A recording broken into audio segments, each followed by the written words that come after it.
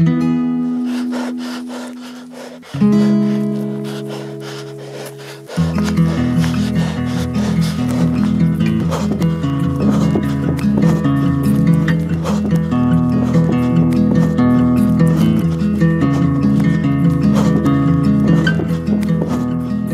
pense que j'ai cours pour être dans la montagne, pour me sentir vivant, pour me sentir moi-même.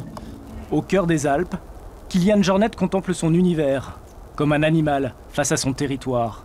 Cette montagne est son jardin, et elle a fait de lui, en quelques années seulement, une légende. Il nous fait vibrer, il nous fait pas les larmes aux yeux, mais pas loin, même je pense que si, par moment. Et c'est magnifique, quoi. Regarder des champions comme Kilian, c'est ravissant, il n'y a pas au-dessus, quoi. Partout où il passe, Kilian Jornet suscite l'admiration.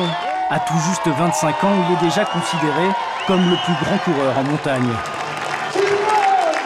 Son ascension commence en 2008. Cette année-là, Kilian Jornet participe à sa première grande course autour du Mont Blanc. 168 km, 9400 mètres de dénivelé. Le Catalan crée la surprise et l'emporte avec 1 heure d'avance. Dès lors, les victoires s'enchaînent. Près d'une centaine en 5 ans. Comme ici en octobre dernier sur l'île de la Réunion.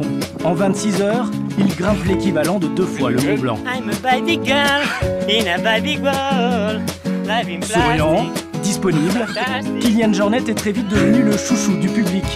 Les fans n'hésitent plus à l'escorter pendant ses courses pour partager quelques pas aux côtés de l'icône, jusqu'à parfois faire signer des autographes pendant la course.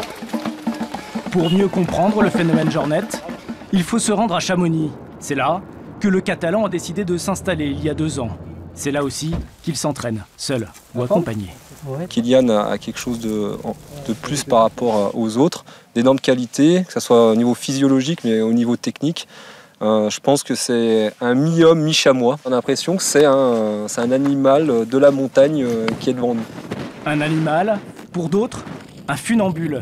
Ses appuis sont si furtifs qu'ils semblent parfois voler. Mais la réussite de Kilian Jornet tient aussi à un entraînement acharné, jusqu'à 35 heures par semaine. Chaque année, il gravit l'équivalent de 60 fois l'Everest. Pour son médecin, il est un phénomène de précocité dans un sport où les champions sont bien plus âgés. Le fait qu'il n'ait jamais arrêté depuis qu'il a commencé à marcher et de courir, il s'est entraîné sans le savoir.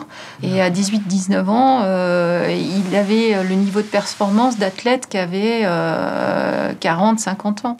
Et puis après, c'est un mental hors du commun. La douleur, on ne la dépasse pas, la douleur, on la souffre. Mais on peut la souffrir en silence et on peut la mettre d'à côté. Dans les courses longues, après 10, 15, 20 heures de course, on a mal aux jambes, on a mal partout, mais il ne faut pas y penser. C'est dans d'autres montagnes, les Pyrénées espagnoles, que son corps s'est si bien habitué à l'altitude. Il y est né dans un refuge à 2000 mètres. C'est ici aussi qu'il va réaliser son pari le plus fou. En 2010, sous les yeux de sa maman, il entreprend de traverser le massif. De l'Atlantique à la Méditerranée, 850 km. Chaque jour, il va courir plus de 2 marathons. Et pour la première fois, il souffre. Si t'as trop mal, on peut repartir demain matin et tu finis demain matin. Non, j'ai pu supporter, je crois. Il ira jusqu'au bout, en un peu plus d'1 semaine. La même année, il lui reste des forces pour un autre défi, monter sur le toit de l'Afrique, le Kilimandjaro. Les randonneurs mettent plusieurs jours. Jambo. Lui, un peu plus de 7 heures, pour grimper à près de 6000 mètres et redescendre. Le record est battu. Ce qui le fait avancer, toujours, c'est son amour pour la montagne. C'est là où je suis né, c'est ça que je connais. Et elle m'apporte beaucoup de choses. Toutes des copines que j'ai eues, ils m'ont dit, tu choisis entre la montagne et moi, c'est pas possible. C'est comme respirer pour moi, la montagne. Cet hiver, il va se concentrer sur le ski alpinisme, son autre passion, avant de regarder encore plus haut vers son prochain objectif, l'ascension de l'Everest en 2015, en courant, évidemment.